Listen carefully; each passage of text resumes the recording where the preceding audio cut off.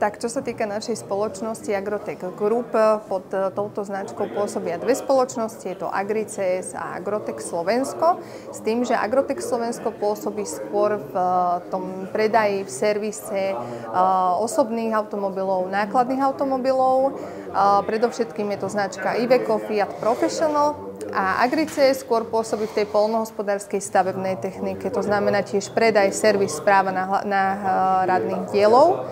S tým, že v podstate taká možno staronová novinka je aj predaj a servis automobilov značky DR a značka Evo.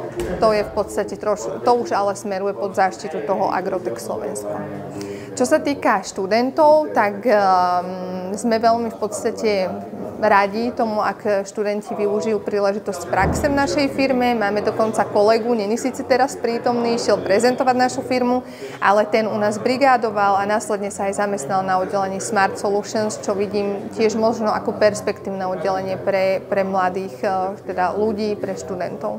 Osobne si myslím, že veľa sa učiť, určite aj tie teoretické poznatky je to základ, ale práve ja by som odporúčila im fakt využívať túto možnosť tej praxe v tých firmách, lebo tých absolventov, ktorí už majú nejakú prevažnú časť tej praxe a tých skúseností, tak o toto je určite záujem z našej strany.